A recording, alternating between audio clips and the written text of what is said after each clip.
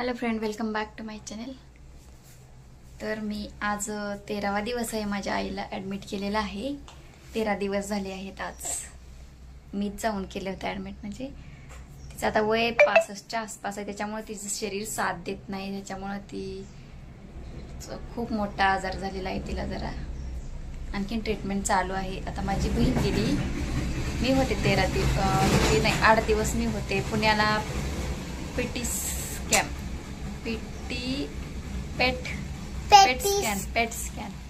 Scan काढायला नेलं होतं तिला पुण्याला.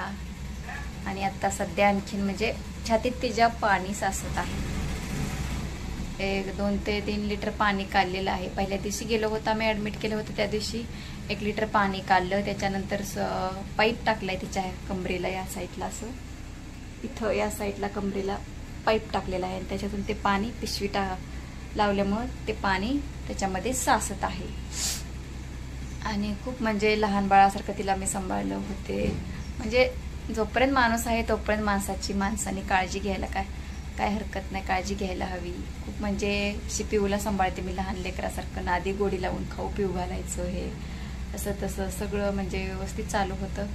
ते कामही जास्त केल्यामुळे ती अचानक आजारी पडली. आणि मी इथून गेल्यानंतर तिला पाहायला ॲडमिट केलं होतं तिला. सध्या आणखीन कंडिशन म्हणजे थोडीशी बरी आहे, आणखीन कंडिशन तिची बेकार आहे. छातीचे पेट स्कॅन वगैरे काढलेले आहेत. आतमध्ये सूज आहे असं सांगितलेलं आहे डॉक्टरांनी.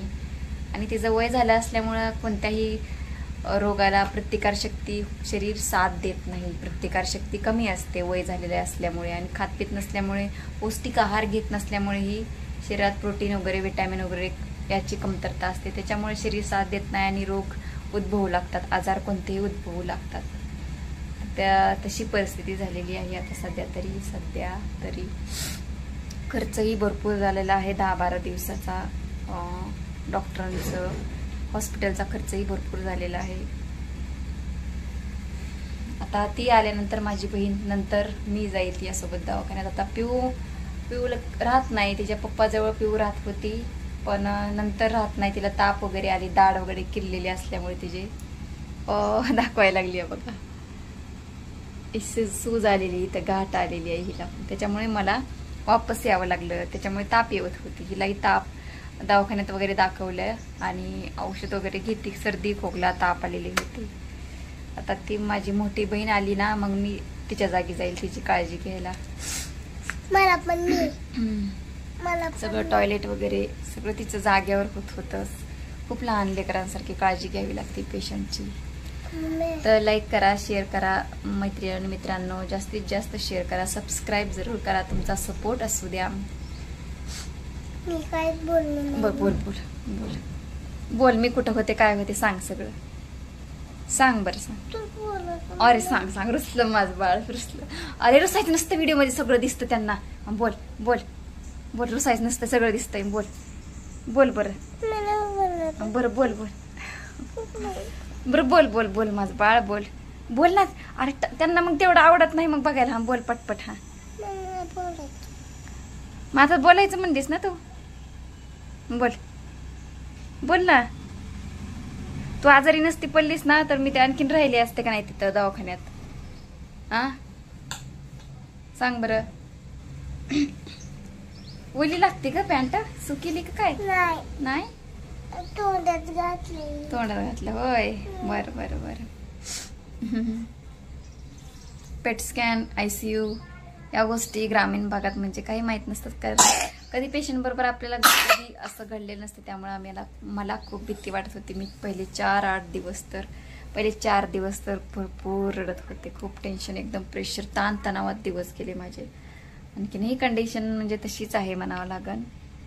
मी गेल्यानंतर व्हिडिओ अपलोड केला नाही, कारण मला करावंसं वाटलं नाही व्हिडिओ अपलोड. ते आजारी असणार, आपण व्हिडिओ करणार म्हणजे ते तेवढा टाईमही भेटला नाही आणि करावंसं वाटलंही नाही मला व्हिडिओ अपलोड. नंतर बघायला गेल्यानंतर मी व्हिडिओ अपलोड करेन. तर मैत्रिणी आणि मित्रांनो, जास्तीत जास्त सबस्क्राईब करा, लाईक करा, शेअर करा, सपोर्ट करा.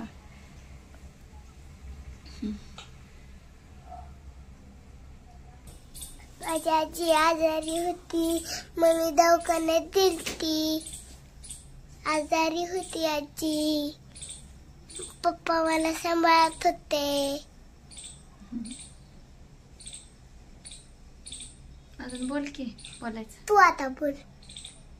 काय बोलत सांगितलं सगळं. तू बोल आता. लाईक करा, शेअर करा, जास्तीत जास्त सपोर्ट करा मैत्रिणी मित्रांनो. तुमचे एक लाईक आमच्यासाठी लाख मोलाचा आहे, त्याच्यामुळे जास्तीत जास्त लाईक करा आणि जास्तीत जास्त शेअर करा. सपोर्ट राहू द्या असाच.